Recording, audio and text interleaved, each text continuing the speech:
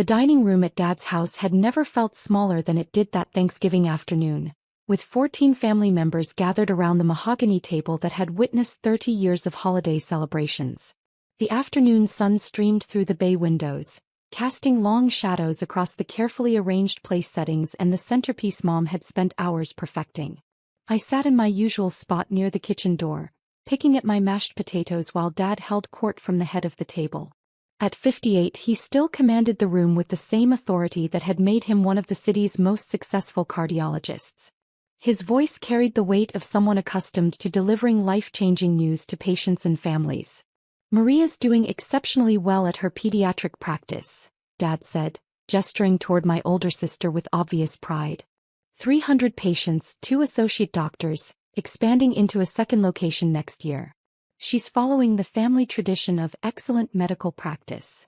Maria smiled graciously from her position of honor at Dad's right hand, her blonde hair perfectly styled despite spending the morning helping Mom in the kitchen. "Thank you, Dad. The practice has been very rewarding. We're seeing children from 3 school districts now. And Carlos," Dad continued, turning to my younger brother, "just made partner at his law firm. Youngest partner in the firm's history, following in his uncle Roberto's footsteps in building a prestigious legal career." Carlos raised his wine glass modestly, his law school ring catching the afternoon light. "I've been fortunate to work with excellent mentors. The corporate litigation department has grown significantly this year. Success runs in this family," Dad said, looking around the table with satisfaction at the assembled doctors, lawyers, and business owners. "The Rivera children have always understood the importance of achievement and professional excellence. We don't accept mediocrity." I kept eating quietly, cutting small pieces of turkey and focusing on the cranberry sauce Mom had made from scratch. I knew where this annual Thanksgiving lecture was headed, could feel the familiar tension building as Dad prepared to address the elephant in the room. "Of course," Dad said, his tone shifting like a judge preparing to deliver a verdict. "Not everyone has lived up to their potential." The table fell silent. Forks paused halfway to mouths. Conversations died mid-sentence. Even my young nephews stopped their whispered discussion about video games and turned their attention to the adult drama unfolding. "Isabella," Dad said, looking directly at me with the same expression he probably used when delivering difficult diagnoses to patients, 36 years old, and still playing around with laboratory experiments like a graduate student who refuses to grow up. I took a sip of water and said nothing. Experience had taught me that engaging with Dad's disappointment speeches only made them longer and more painful. Better to let him finish his annual assessment of my failures. "Maria was chief resident by 36, he continued, his voice carrying across the dining room to reach every family member present. "Carlos had already made senior associate at his firm. They understood that education is supposed to lead to real careers, not extended adolescence in academic research facilities." My cousin Roberto, always the peacemaker, tried to redirect the conversation. "Dad, Isabella has a PhD in molecular biology from Stanford. That's hardly a failure." "A PhD that she's never used for anything practical," Dad replied, dismissing Roberto's defense with a wave of his hand. "She's been doing research at various universities for 12 years. No private practice, no corporate position, no real income to speak of. No contribution to the family's medical legacy." The familiar shame washed over me as I looked around the table. Everyone was successful in ways that were easy to measure and understand. Maria's thriving pediatric practice with its steady stream of grateful parents, Carlos's law partnership with its impressive salary and social status, our cousins' businesses and professional achievements that could be explained at dinner parties. "You know what I told my colleague Dr. Martinez last week?" Dad continued, apparently not finished with his annual evaluation of my life choices. He asked about my children's careers, and I had to explain that my youngest daughter is still finding herself in academic laboratories at 36 years old. Mom looked uncomfortable but didn't contradict her husband. She'd learned over 40 years of marriage that challenging Dad's pronouncements publicly only made family gatherings more uncomfortable for everyone. "You're the biggest disappointment in this family," Dad announced, his voice rising with the kind of authority that had commanded respect in hospital corridors for 3 decades. "You had every advantage. Excellent education, family support, connections in the medical field through my practice, And you've wasted all of it on academic daydreaming. Everyone stayed silent. The only sounds were the ticking of the grandfather clock in the hallway and the distant sound of football on the television in Dad's study.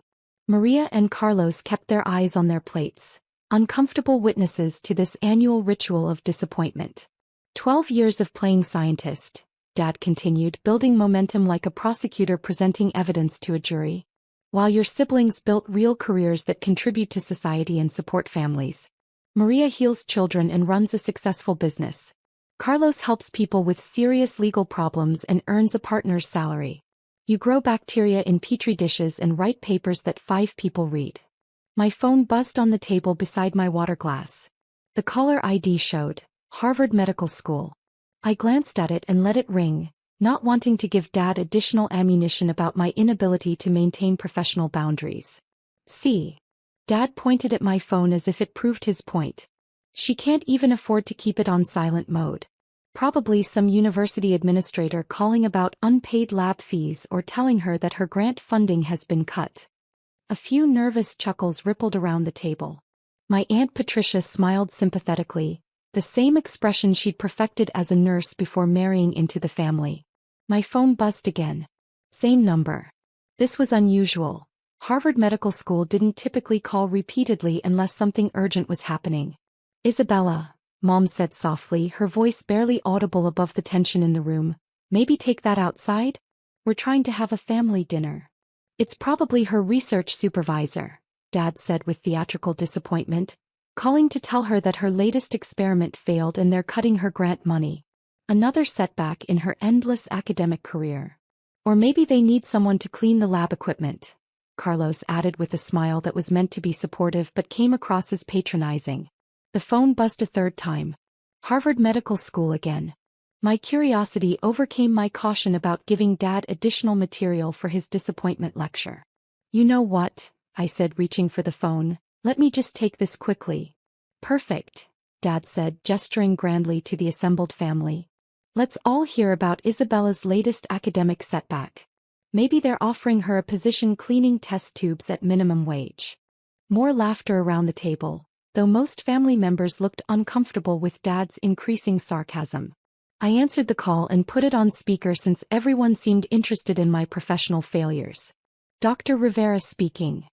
Dr. Rivera. An excited voice filled the dining room, cutting through the family tension like a knife. This is Dr. Patricia Chin, Dean of Harvard Medical School. I apologize for calling during the holiday, but I have absolutely extraordinary news that couldn't wait. The entire table went quiet. Dad's fork stopped halfway to his mouth, a piece of turkey suspended in midair. The silence was so complete I could hear the neighbor's dog barking 3 houses away.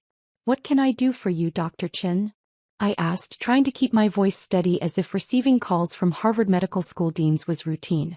Dr. Rivera, I'm calling to inform you that the Nobel Committee has requested a formal interview regarding your groundbreaking research on targeted cancer immunotherapy. Your revolutionary work on personalized T-cell modifications has been nominated for the Nobel Prize in Physiology or Medicine. Dad's wine glass slipped from his hand, spilling Cabernet Sauvignon across Mom's white tablecloth. The red wine spread like blood across the linen, but nobody moved to clean it up. Everyone was staring at my phone as if it might be playing some elaborate practical joke. The Nobel Committee? I said, my voice barely steady as the magnitude of Dr. Chen's words hit me. Dr. Rivera, your research has revolutionized cancer treatment in ways the medical community hasn't seen since the development of chemotherapy. The clinical trials you've been leading have achieved unprecedented success rates in treating previously terminal cancers. Children who were given weeks to live are now in complete remission thanks to your T-cell modification protocols. Maria was staring at me with her mouth slightly open, her pediatrician's training allowing her to immediately grasp the implications of what she was hearing. Carlos had set down his fork and was leaning forward, straining to catch every word. Dr. Chin, when does the Nobel Committee want to schedule the interview? I asked, trying to maintain professional composure while my entire family listened to every word. Next week if possible. Dr. Rivera, I need you to understand the magnitude of this recognition. In the past 50 years, fewer than 20 researchers have been nominated for Nobel Prizes based on cancer immunotherapy work. Your research represents a fundamental shift in how we approach cancer treatment. I understand the significance of the nomination. Dr. Rivera, your research hasn't just advanced scientific knowledge. It's literally saving lives every day. Children with acute lymphoblastic leukemia who had no hope 6 months ago are now playing soccer and attending school because of your T-cell modification protocols. Families who were planning funerals are now planning graduations. Roberto was frantically Googling something on his phone, his fingers shaking as he typed my name into the search bar. The press conference announcing your Nobel nomination is scheduled for Monday morning at 10 a.m., Dr. Chen continued. Harvard Medical School is honored to host the announcement, given your primary affiliation with our research program and the Dana-Farber Cancer Institute. I'll be there, Dr. Chen. Outstanding. And Dr. Rivera? The entire international medical research community is talking about your work. You've changed the future of cancer treatment. The modification techniques you've developed are being implemented in hospitals across 37 countries. Thank you, Dr. Chen. I'll see you Monday morning. Dr. Rivera, one final thing. The Nobel Committee specifically mentioned that your research represents the kind of breakthrough that happens perhaps once in a generation. Congratulations on work that will be remembered for centuries. I ended the call and placed my phone back on the table. The silence stretched for what felt like an eternity. The red wine stain continued to spread across the tablecloth, creating abstract patterns that nobody noticed. Finally, Roberto found his voice. Isabella, you've been nominated for a Nobel Prize? It appears so. For cancer research? Maria asked, her voice weak with shock. Targeted immunotherapy, I said, trying to explain complex science to a room full of stunned family members. We've developed methods for modifying patients' own immune cells to recognize and attack specific cancer cells. Instead of using chemotherapy that kills healthy cells along with cancerous ones, we reprogram the patient's T cells to become precise cancer-fighting weapons. Carlos was reading over Roberto's shoulder as he scrolled through search results. Isabella, there are dozens of articles about you. Dr. Isabella Rivera's revolutionary cancer treatment shows 94% success rate in clinical trials treating terminal pediatric leukemia. The clinical trials have been very promising, I confirmed, understating what had become the most successful cancer treatment protocol in medical history. Dad was staring at me like I was a complete stranger who had somehow appeared in his daughter's chair. Isabella, you're conducting clinical trials for cancer treatments? For the past 4 years. We've treated over 300 patients with various terminal cancers, mostly children but also adults with aggressive forms of leukemia, lymphoma, and other blood cancers. The success rates have exceeded our most optimistic projections. Mom was crying quietly, tears streaming down her face as she realized what she'd been hearing. Isabella, you never told us you were working on cancer cures. I tried to tell you about my immunotherapy research, I said gently. Every time I mentioned T-cell modifications or clinical trials, someone said I was playing with test tubes or wasting time on theoretical nonsense that would never help real people. The memory of years of dismissal hung over the table like smoke from a fire that had finally burned itself out. But Isabella, Dad said, his voice barely audible, if you're nominated for a Nobel Prize, that means. It means her research is being recognized as potentially the most important medical breakthrough of our generation, Maria said, reading from Roberto's phone with growing amazement. Maybe of the past 50 years. Isabella, Carlos said quietly, his lawyer's training helping him process information quickly. This article says you're the lead researcher at the Harvard-MIT Cancer Immunotherapy Consortium. I direct the research program, yes. We have laboratories at Harvard Medical School, MIT, and the Dana-Farber Cancer Institute. About 200 researchers working on various aspects of immunotherapy development. And you've published over 40 peer-reviewed papers on cancer immunotherapy? 47 as of last month. The latest was in the New England Journal of Medicine, documenting our success with pediatric acute lymphoblastic leukemia. Roberto was reading more search results aloud, his voice filled with increasing awe. Dr. Isabella Rivera, 36, has emerged as one of the world's leading experts on personalized cancer immunotherapy. Her research team has developed treatment protocols that have achieved unprecedented success rates in treating previously incurable cancers, offering hope to families who had exhausted all traditional treatment options. But Isabella, Dad said, struggling to process information that contradicted 12 years of assumptions, we thought you were just doing basic research in university labs. I conduct advanced clinical research at some of the most prestigious medical institutions in the world, I said. The playing with test tubes you've been dismissing is actually developing treatments that save people's lives. We've moved far beyond basic research. We're treating actual patients and seeing them recover from cancers that would have killed them 6 months ago. How many lives? Mom asked through her tears, her voice barely a whisper. The patients in our clinical trials represent about 300 families who were told their loved ones had weeks or months to live. Most of those patients are now in complete remission. We've had 94% success rates with pediatric leukemia, 87% with adult lymphoma, and 72% success with aggressive solid tumors. The table was completely silent as everyone processed the magnitude of what they were hearing. Isabella, Maria said, her voice thick with emotion as her medical training helped her understand exactly what those numbers meant. I'm a pediatrician. Do you have any idea how many children I see with terminal cancers? How many families I've had to give devastating news to? Our pediatric trials have been particularly successful. Childhood leukemia response rates have been over 90%. We're literally taking children who are dying and giving them their whole lives back. You're saving children's lives, Maria whispered, tears starting in her eyes as she thought about all the families who had sat in her office receiving terminal diagnoses. We're developing treatments that give families hope when they previously had none, I said. When a 5-year-old with acute lymphoblastic leukemia doesn't respond to chemotherapy, we can now reprogram her immune system to fight the cancer more effectively than any drug ever developed. Dad finally found his voice, though it came out cracked and uncertain. Isabella, why didn't you tell us? Why didn't you explain what you were actually working on? I looked around the table at 14 family members who had spent years dismissing my work as academic frivolity while I was literally developing cures for childhood cancer. Because every time I tried to discuss immunotherapy research, someone changed the subject to real careers or practical applications, I said. When I mentioned clinical trials, you said I should focus on seeing actual patients instead of theoretical research. When I tried to explain T-cell modification, Dad said I was wasting my education on laboratory games. But we didn't understand, Roberto said, his voice filled with regret. You didn't try to understand, I replied gently. You assumed that because my work didn't look like traditional medical practice, it must be less valuable than seeing patients in an office setting. My phone buzzed with a text message.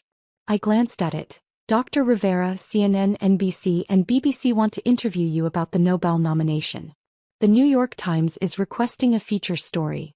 Please call when convenient. Isabella, Dad said, standing up slowly like a man who had aged years in the space of minutes.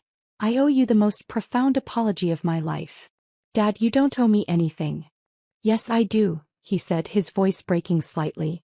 I've spent years telling you that you were a disappointment while you were actually saving lives and advancing medical science in ways I never dreamed possible.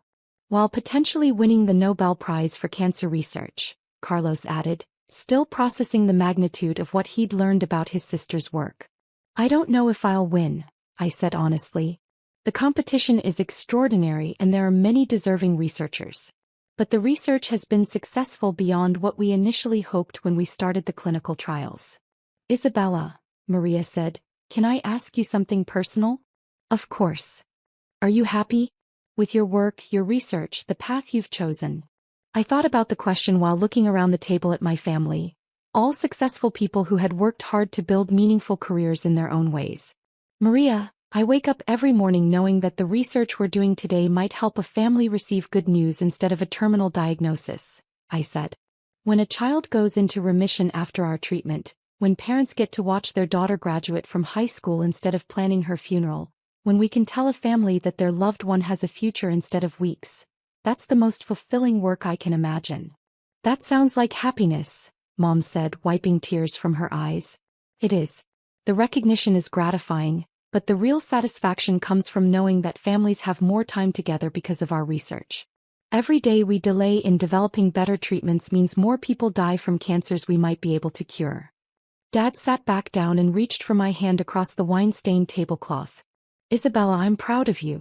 Not because you might win a Nobel Prize, but because you've dedicated your life to helping people in the most fundamental way possible. Thank you, Dad. That means everything to me.